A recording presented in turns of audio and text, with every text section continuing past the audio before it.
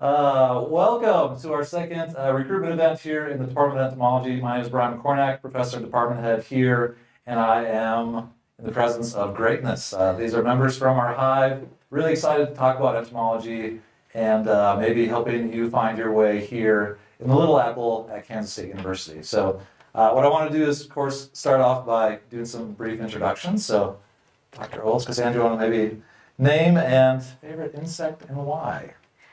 Hi, I'm Cassandra Olds. I'm a veterinary entomologist here at Kansas State University Department of Entomology. Favorite insect? Nature's poop scoopers. It's dung beetles. How could you go wrong with that? How can you top that? Please try. Yeah, please try. You want to go, Maggie? Yeah. Go for it, yeah. Hi, I'm Maggie. I am a master's student here at Kansas State. And my favorite insect is a bumblebee because they're very cute and they're good for our planet. Awesome. Hi everyone, I'm Victoria Pickens. I'm a PhD student here at K-State. My favorite insect is actually blowflies, kind of similar, but they actually like to process all the decomposing stuff. So if you've ever watched CSI or anything like that, those are usually the maggots crawling around in there that you see. So they're pretty neat. But they're also super shiny and pretty. I was going to ask, are those the metallic ones? No, Yes. yes. Oh yeah, they're the bright green, bluish colored metallic ones. They're really cool. Those are lovely. Those are lovely. All right, so I get to play too. So mine is a walking stick, and I think the biggest thing for me is just the way they move. So a little like defensive, little behavior. I don't know why. It's calming. Yeah. Like it's very. They're kind of like the They're not the pooper chameleons. scoopers of the world, but They're the chameleons. they are, and I don't know. Maybe that says a lot about me, but that's not what this is. That's not what this show is about. This show is about finding our way in entomology, and that's actually where I'd like to start. Is hearing from all of you in terms of how did you find your way in entomology? Like, I'm hearing some excitement and passion around again your favorite insects and why, but really, what led you to entomology? And anybody can chime in. I'll go first. I am not a self-described bug person. I did not take undergraduate entomology. I got into it from animal health and very quickly realized that if you love animals, you've got to love insects and you've got to work with insects. So that's how I became interested in it. Okay, I'll go. I got into entomology kind of slowly. In high school, I really liked biology classes, and then in college, I was more of an ecologist, environmental studies, and bio classes, and then eventually I took an entomology class and just really liked it. So, Yeah, so I'm kind of like a mix between the two. So I originally wanted to do vet school and go work with animals and things like that. And then in high school, we actually did a insect collection, and I got to learn about kind of the difference of the world for insects and how it impacts us, especially on the micro scale versus macro scale, you know? So that was pretty neat. So that's what drew me to it, was because then I could use insects to also help animals. Oh, nice. Entomology just fit my schedule. Entomology, it fits I the mean, schedule. but when you really think about, like, for me, I think about that quite a bit, actually. Like, why would we ask people to do a degree in entomology? But for me, like, actually, Maggie and I went to the same undergrad, Luther College, shout out Norse. But it was one of those where I had a teacher that was like, why don't you take entomology this fall? I'm like, okay, I need a certain number of biology classes I'll do, so I was a biology major as well. And like I was hooked, like putting the collections together. So when the Pocono does FFA and all that, I'm like, oh my gosh, this is why I became an entomologist. Like, this is why I became an entomologist. It's like sheer fascination for the diversity and color, shapes, structures, and all that. And it was, for me, it was that kind of that first exposure, like you said. And I didn't grow up thinking, oh, I want to be an entomologist. It was just it fit my schedule and then fit my life after that. So. That's one of my favorite questions. It really is one of my favorite questions to ask, because I think every single person has a different reason for why they got into entomology. And we all love it now that we're here. Like, we're all passionate entomologists. Yeah, we're trying to bring nerdy back. Yeah. And I think that's such a, it's been such a, I don't know, misused word. I think it's okay to be super passionate about something like insects that really are so important to many aspects of our life. And I also think it's important for people to know that you don't necessarily have to love picking up bugs or touching bugs or anything like that. I'm still scared of picking up cockroaches and bugs. And I'm an entomologist, so you don't have to. Right. Yeah. want to pick them up to work with them. Yeah. So when you also like, because you're more recent out of like undergrad than maybe, okay, me, but definitely me, but like, Yeah. did you have to convince like family like, no, this is really like entomology? It's like it's a thing, and you can like spend a whole career. Because I'd be honest, like there's some days where my family I think still doesn't understand what I do after 20 years. So like, what's been your experience with that, or maybe your experience is different, but. I don't know. For me, I'm a first generation college student, so they were, no one in my family was going into science at first, except for my brother before me. And so whenever that sort of started up, they were just like, okay, like, sure, I guess that's a thing. I don't really know for sure. But then I'd be talking to them about like some of the research I'd be doing and things like that too. And they'd be like, you're doing what now? Like, what? Like you're playing with mosquitoes? Why would you want to let them bite you? Like, what in the world? What sort of research is that? So it's been really funny to see. Yeah. For me, it was taking my family insect collecting with me. Right. Yeah, we would go on hikes and like me pointing out little insects or little things and like sharing my excitement with them was like that's what sold the deal because they were like, oh, she really likes it, and they liked it too. And they start embracing it and start sending you pictures of everything and they're like, what is this? And you're like, I don't know for sure. Like, send me a better picture. Send me a sample, like I do that all the time. I'm always just like, get me a sample and I can tell you better, so. I think I know more about the monarch population in Minnesota because of my mother-in-law. Like, so she used to be a grade school teacher, but like I gave her a macro, and it really like a lens for a phone, and I get these little videos of little like I think I created a monster in a good way. But it's like, I always find that. Well, especially whenever like That's bugs make the news, like the murder hornets. Oh. So I had a grandma in North Carolina that swore that she had murder hornets in her backyard. And so I went and visited her this summer and she was like, there's one right there. And I was like, Grandma, you catch it and kill it. I'll identify it for you. She went out there and she caught it, she killed it, Wow. she gave it to me. She was like, tell me it's a murder hornet. I was like, I hate to break this to you, but it's not a murder hornet. Yeah, you're wrong.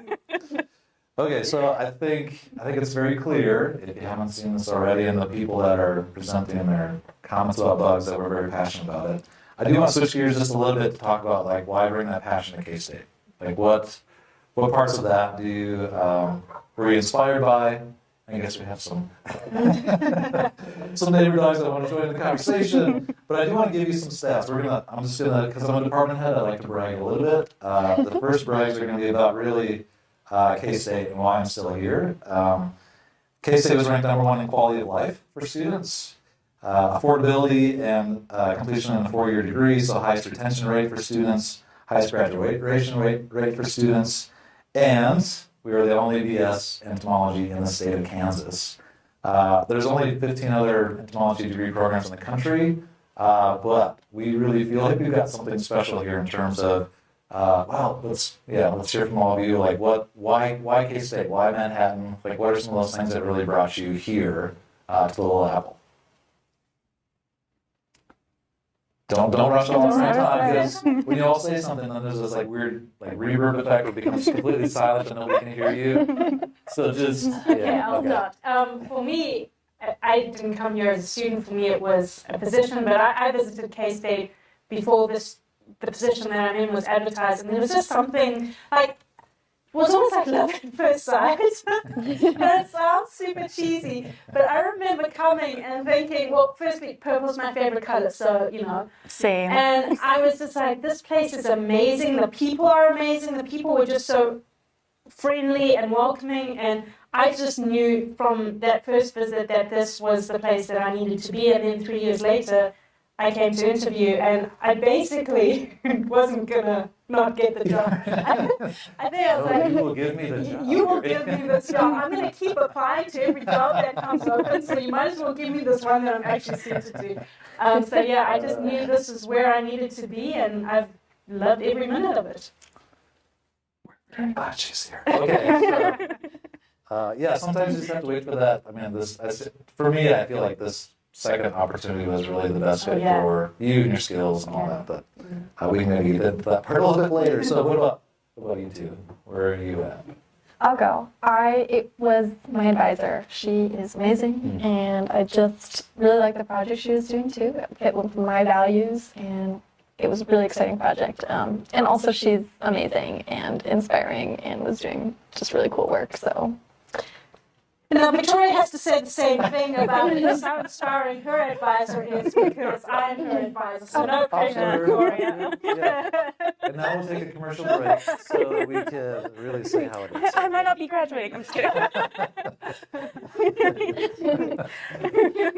I know for me, a lot of the draw for K-State was kind of all of the variety of different sort of research avenues and equipment and facilities that go into this university, and because there's the Biosecurity Research Institute, there's collaborative research that we do with the USDA, which I had never been exposed to anything like that in undergrad before, so it was really neat to be able to see those sorts of things. And so for me, between that and then also the department itself is ranked one of the top 5 programs for graduate students in the nation.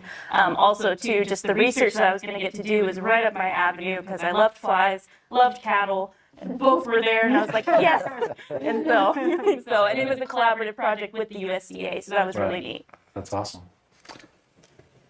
I was just thinking about my own, like, why I mean, I know why I'm here, but what brought me here was, again, right after PhD, it was one of the first job opportunities.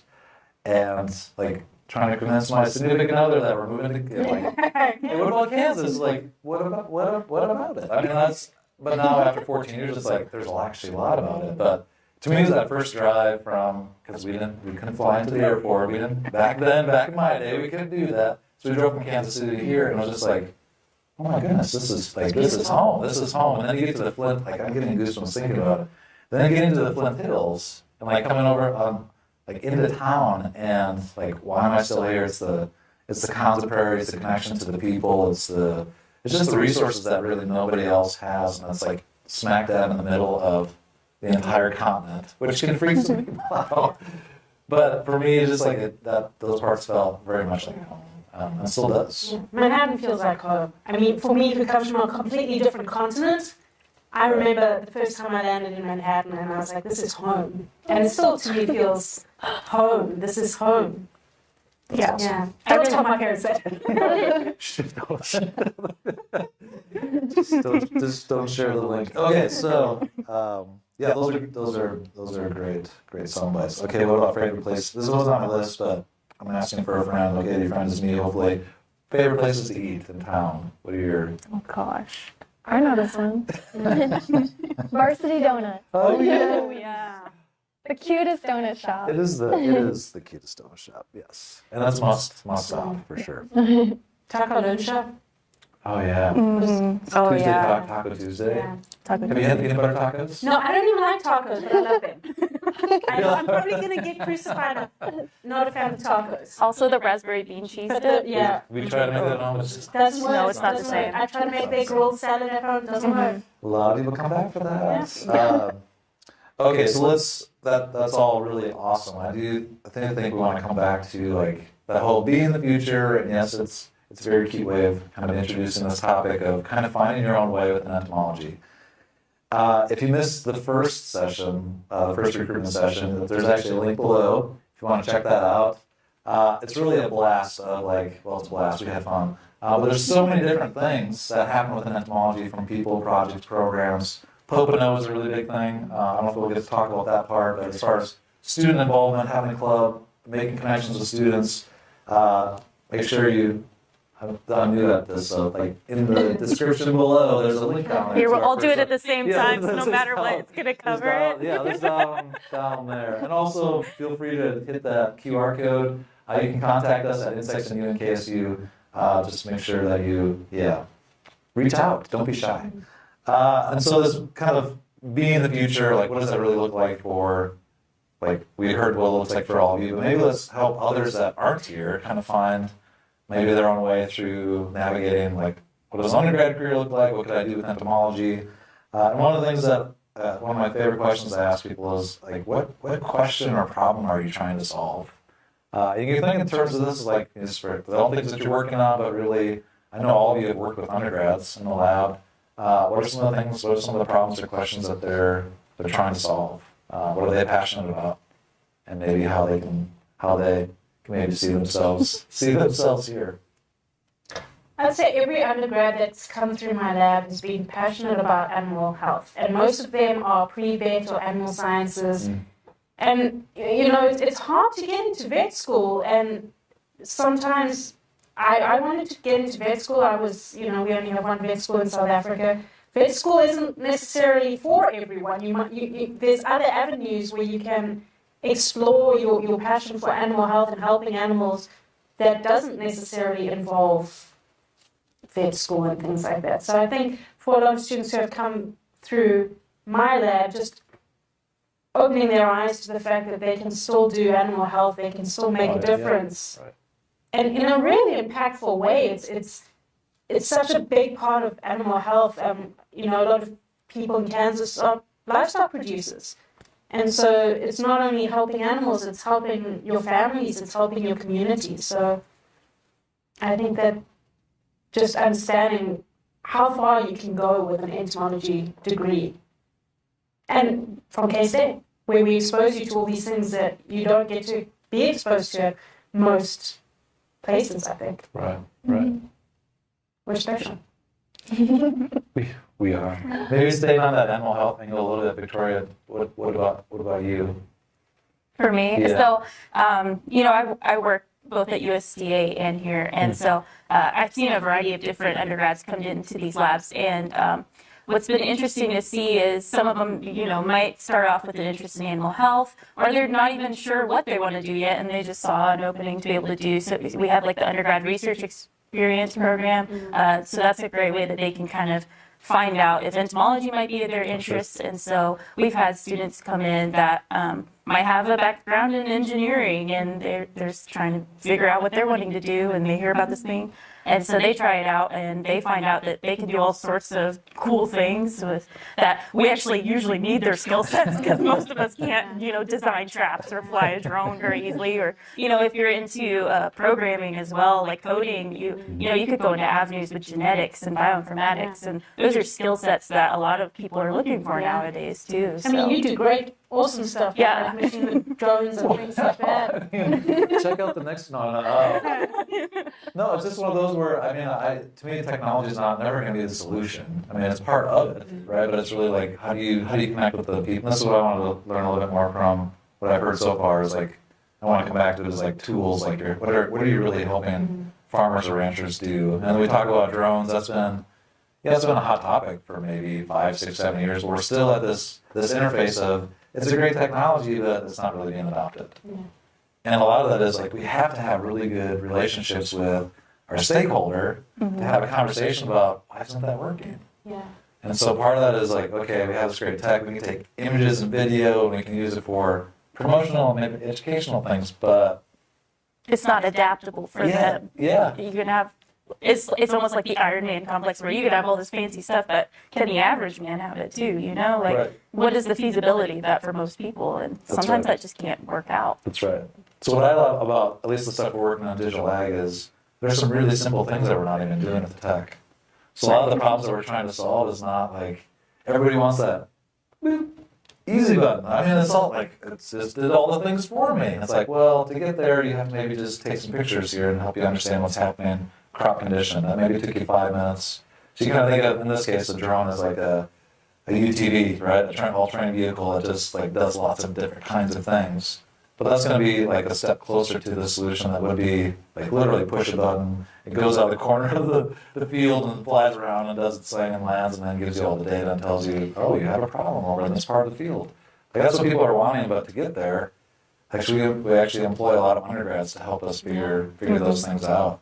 And they're a lot smarter when it comes to some of the technology, so that's also helpful. But maybe Meg, what are some of the things that problems you're solving? Yeah, so first off, in undergrad, I had the experience to do a little bit of research, and that was like the thing that sold me on entomology the most. I was doing a biodiversity study, so just having that experience as an undergrad was huge for me. And now I've got multiple undergrads in my lab from all different backgrounds, like biology, conservation. So I think that's really neat. My work is looking at biodiversity and conservation practices that growers and farmers can implement into their agricultural practices. So I'm specifically looking at border crops to support beneficial insects, and then natural areas that those good insects can move into the crop field and then support pest suppression. So like having the biodiversity, but also have it be applicable to other people is what is really exciting for me. So what I'm hearing is that some of that would then be helping them figure out like what to plant around a field and Right. then what to look for once they plant it to see if it's having. Is that okay? Yes. Cool. Yeah, there's lots of different things that can happen in natural areas and agricultural fields, and they're different. So surveying and understanding what's going on there is really fun and exciting. And Sure. yeah. I think one of the great things about our department and this program is that when we have undergrads, I had an undergrad once send me an email and say, can I do some work in your lab or even wash dishes if that's all you got? And I was like, no, we don't wash dishes as undergrad. Like, I mean, if you make a dish, you wash. But, Yes, you do. yeah, you do wash We it, don't but- wash but- our dishes. Yeah, but you know, your job as an undergrad isn't to wash dishes. Your job as an undergrad is to do research. And so all the undergrads in our department do research. They contribute to research projects. So they're not just doing busy work, washing dishes or, you know, restacking shelves. They're actually, you're getting the chance at a really early level in your education to do research that's going to change lives, change the world. I think that's just Yeah. something that's so fantastic. Well, that's great because that student is now doing another research Yeah. experience in my lab, and I heard that story last week, so I think that's great. And I did know that he has yet to wash a dish. Yeah, He's well- got some other stuff, but he has yet to wash a dish. Yeah, I was really excited to hear that. I mean, he's a great thinker and excited about entomology, and I'm He would be Cool wasted about washing dishes. He's Yeah. fantastic. That's great. Yeah. That's great. Okay, so I heard you say USDA. There might be some people that are watching this like, what does that mean? Maybe talk a little bit more about that partnership and how that affects your ability to. I know you did a little bit. Maybe expand a little bit on what is USDA? Like, Sure. what are So USDA stands for the United States Department of Agriculture. So you may be more familiar with them as far as certifications on your food products and things like that. But there are other branches within USDA as well. So there's some people might have heard of APHIS, which is just basically inspection services to make sure we're not trafficking in, bad pests or things like that. But then there's also Agricultural Research Service, and so that's who I'm actually working with. And they usually will have lab centers set up, and so I work for the Center for Grain and Animal Health Research Center. I'm specifically within the arthropod-borne animal disease research unit. I know that's a lot of different things. It gets a little confusing. But basically, just the overall view is it's just a government agency that has laboratory resources available. And what ends up happening is they'll reach out to K-State here, and they'll say, hey, we have some funding. We have a project in mind. We would like a student to work with. And so, for example, Dr. Olds and I are currently working with Dana Nadich over at USDA on looking at the movement of bacteria and antimicrobial resistance by houseflies out at livestock operations, specifically confined cattle. So, and it doesn't have to be livestock focused. They also do a lot of different things as far as stored products. Sure. They also go out into the field. You can be heavily in the field, heavily in the lab. It's up to you, which is what I love because I like both. I really like field mode more than anything, but you can kind of figure out your balance of what you want to do. Some people just like to do data analysis, so they might be more just on the computer too. So, but yeah. Yeah, I just wanted to bring that up because I think one of the misconceptions I hear is like, well, entomology, just want to go back into academia. It's like, well, maybe. Yeah. I mean, maybe there's a lot of nonprofits that are always looking for trained entomologists. There's, again, we just mentioned USDA, several scientists that are also employing Pest control undergrads, but companies. also pest control companies. And then also those that want to be entrepreneurial. Like, Oh yeah. you think about feeding the future. I think we all, I think a lot of people do enjoy their companion animals at the same time, what they choose to eat, right? Also, those connections in terms of animal health and why that matters. But we also have some big problems on the horizon, like water use, right?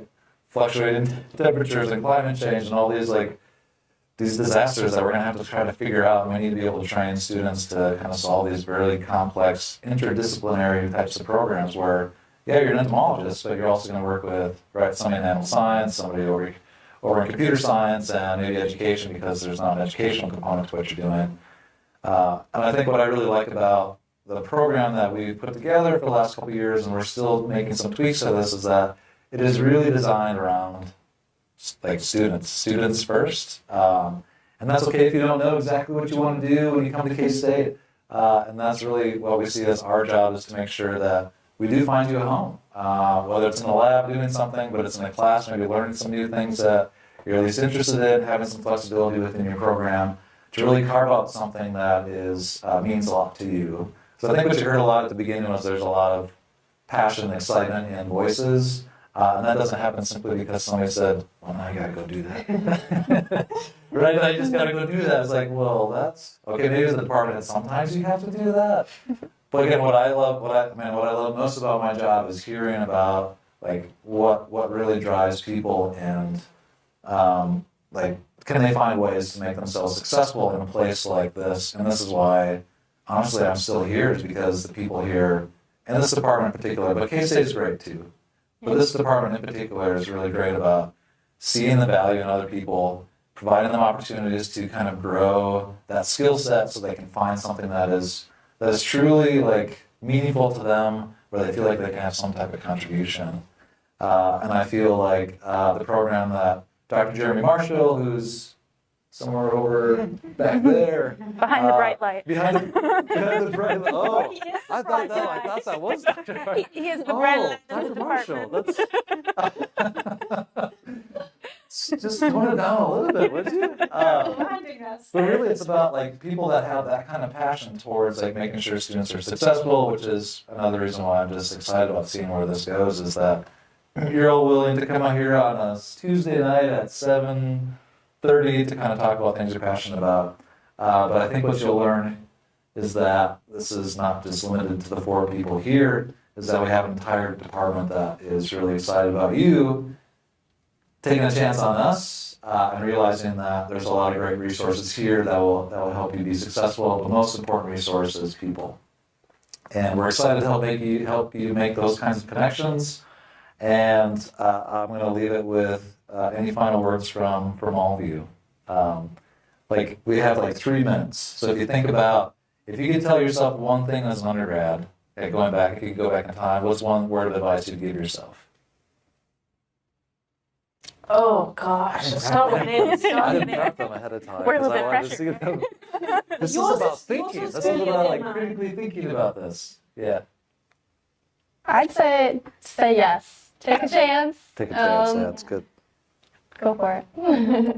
I would say don't be afraid to explore. So I've got a background in forensics, microbiology, like animal health. Like I've gone through a whole bunch of different avenues. I've played with ticks, I've played with mosquitoes, I've played with flies, I've played with beetles. Like just explore, try some different things, figure out what works for you best and what you're really passionate about, because as you continue through your career, it's not going to be very fun if you're not very passionate about what you're doing. And entomology is a great way to kind of build the foundations for whatever you want to do. Yeah, that's great. I said, find a place that teaches you how to think, because it doesn't matter, you can learn anything from a book. Everything's on the internet these days. If you need information, you can find it easily. But find a place which will challenge you to learn and challenge you to challenge the way you think about life. That, for me, I wish I had somebody tell me that when I was younger. That like it's about how you think, not what you know. Yeah, right. That's. I'm gonna go back to something you said. So I'm a first gen student as well, and I'd say if I could tell myself something way back then, it's don't be so shy. Like the faculty are there to really are really there to help you be successful. And I just didn't know that it was okay for me to ask those kinds of questions. Right. Yeah, I always encourage students, like, if you find a class you are very interested in the topic, or just like hearing the professor, go up and talk to them. Just say, hey, I'm interested in doing a little bit more than what you're teaching in this class. Do you know of anyone, or do you have something that you have going on that I can maybe take part in? And most of the time, they're really open to helping you find those resources. My favorite part of teaching is after class when I have the students come up to me. Yeah. That is my favorite time, because then you get to be one-on-one with that student, and learn what they're excited about. And sometimes they're just coming up to tell me about an insect they saw and they snapped a picture and they're like, oh, look at this insect. And before taking my class, they would never have thought to take a picture of an insect. And that's when I feel great because I'm like, yeah, it's changing how you think about your place in the world. Yeah, that's awesome. And when you were talking, I went, if I was an undergrad, my stomach's also going to go, Yeah. like that's a big order. But I think that I think what you're going to find here is that we're actually quite approachable. Yeah. So if you haven't noticed, there is actually an email address down here. We're helping. insectsedu@KSU, and there's a QR code way over there. Or down, We'll down, do a down, bunch of down, different it's things. down. Go down, Is that- Wait, no, that way. Now we can put it So wherever we want. Clearly, we didn't rehearse this part, but it's way over there. So if you take a picture of that and scan it, it'll take you right to the BS program. Really, we will entertain any questions you have, and we hope to see you here in the Little Apple. With that, right, signing off. Bye-bye. Bye. Bye.